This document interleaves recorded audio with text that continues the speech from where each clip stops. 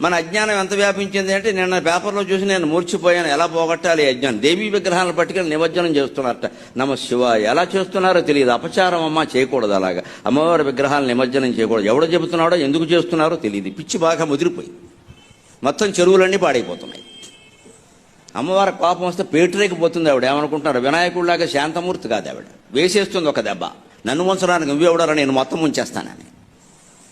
ఇటు దశాయుధాలు ఉన్న అమ్మవారి విగ్రహం తీసుకుని నిమజ్జనం చేస్తారా? బుద్ధి జ్ఞానం ఉందా? నాకు మంటెత్తి మాట్లాడుతున్నాను నేను. గణపతి నిమజ్జనం అంటే అమ్మవారి నిమజ్జనం, అది మంచిది. ఈ వెళ్ళిన వాళ్ళు కూడా నిమజ్జనం చేసేయండి, చెను వదిలిపోతుంది. వీళ్ళు కూడా మనకమన్నాడు దాంతోపాటు. లోకు కట్టేశారండి వ్యవస్థను. ఇక్కడ అమ్మవారి విగ్రహాల నిమజ్జనం ఏంటండి?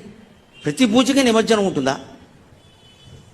భాద్రపద మాసం కాబట్టి చెరువులు పూడిపోయి ఉంటాయి, కాబట్టి నీటితో నిండిపోయి ఉంటాయి, కాబట్టి పూడికి తీస్తే మంచిదే. నా చెరువులో మట్టి తీసి విగ్రహం చేసి తిరిగి ఆ చెరువుకు అన్యాయం జరగకుండా ఆ మట్టిని అందులో కలపడం కోసం నిమజ్జనం చేయమన్నారు. నిమజ్జనం చేయవల్ల నీకేం పుణ్యమేం రాదు అక్కడ, అజ్ఞానం కానీ. చేయకపోతే పాపము రాదు.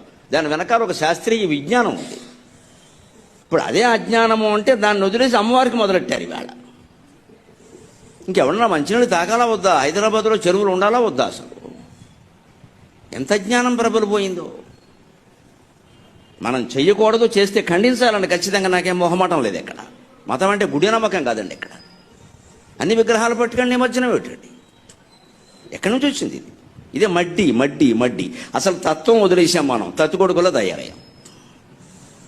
దాన్ని ఏదో పట్టుకోవడం, ఆ చీర పట్టుకోవడం, ఆ నిమజ్జనం పట్టుకోవడం, ఇంకంతా ఊరేక్కడ. ఇక్కడ లడ్డూ పట్టుకోవడం, వేలంపాటు పాడుకోవడం. తత్వం వదిలేసాం. ఆ తత్వమే యోగ వాసిష్టం.